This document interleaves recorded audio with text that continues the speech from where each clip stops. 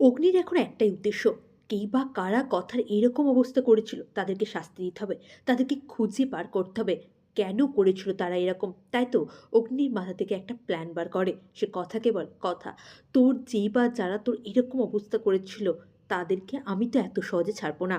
শোন, আমি প্ল্যাটির থেকে একটা খবর পেয়েছি, পুলিশ স্টেশনে গিয়ে আমরা জানতে পেরেছি যে এই ধরনের বুলেট কলকাতাতে একটা দোকানই সাপ্লাই দেয়।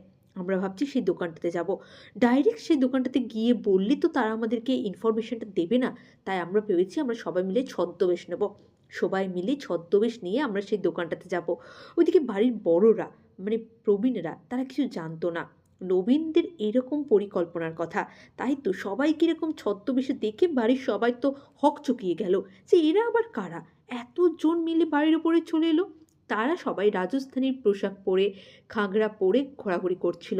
ওইদিকে কথার কিন্তু সন্দেহ হয়েছিল, কারণ কথা জানে যে গুহবাড়ির দুজন শত্রু আছে, একজন হচ্ছে প্রান্তিক আর একজন হচ্ছে চিত্রাগুহ। তাদের দুজনের মধ্যে কেউ একজন কথার যে এইরকম অবস্থা করেছে সেটা কথা কিন্তু বুঝতে পেরেছিল। তাই কথা তার পাচকবাবুকে বলেছিল, পাচকবাবু আমাদেরকে কিন্তু খুব সাবধানতা অবলম্বন করে কাজ করতে হবে, বাড়ির বড়দেরকে কিন্তু জানতে দেওয়া চলবে না যে আমরা এই সমস্ত কিছু করছি, তাহলে ওনারা শুধু শুধু চিন্তা করবেন।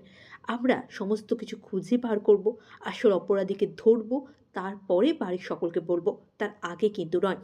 তাই কথার কথা মতোই সমস্ত তার ঠিক করলো। হ্যাঁ বন্ধুরা, কথা সিরিয়ালের আগামী পর্বগুলিতে আপনারা এমনটাই দেখবেন। আপনারা কতজন চান যে প্রাত্তিক আর চিত্তা শাস্তি পাক, অবশ্যই কমেন্ট করে লিখুন। কথার অগ্নির জুটি কেমন লাগে জানান, আর চ্যানেলটা অবশ্যই সাবস্ক্রাইব করে দিন। অনেক ধন্যবাদ।